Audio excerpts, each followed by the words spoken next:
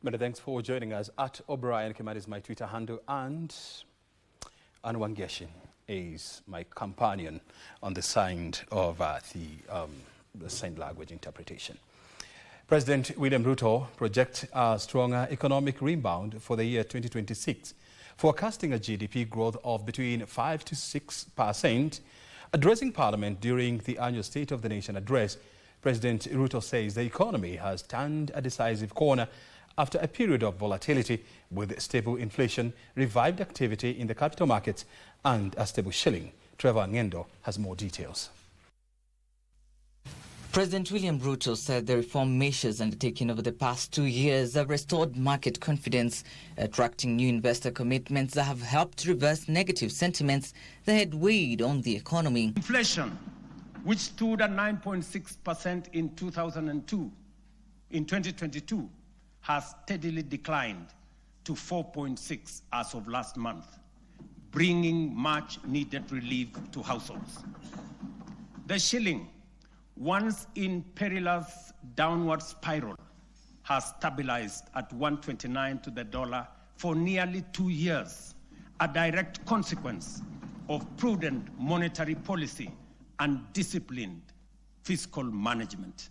He says Kenya's economy is now valued at $136 billion, making it the 6th largest economy in Africa. The president highlighted the resurgence of the Nairobi Securities Exchange, which he said has become one of the best performing in emerging markets globally after a prolonged slump driven by global risk aversion and domestic uncertainties. This steep rise, ladies and gentlemen, is not accidental.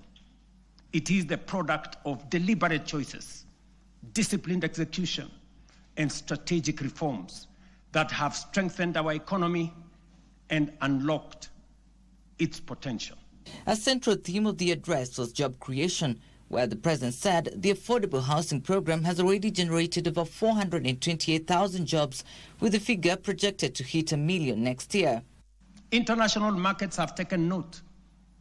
Just this week, 14 of the world's leading financial institutions, including Citigroup, JP Morgan, Standard Chartered, and Goldman Sachs, projected that Kenya's economy will expand by between 5 and 5.8% in 2026. This confidence is anchored in solid fundamentals. He says reforms have expanded credit access for over 3 million Kenyans who are now borrowing formally through the Hustler Fund. The president also highlighted youth-focused gains, noting the 300,000 youth now earning through Ajira and Jitume programs, with the Nyota program expected to support 820,000 young Kenyans over the next 5 years. Credit alone is not enough. Many young people do not lack ideas. They lack opportunity. That is why we launched Nyota, the National Youth Opportunities and Transformation Agenda, one of the most ambitious youth empowerment programs in our history. Trevor Ng'endo for Prime Edition.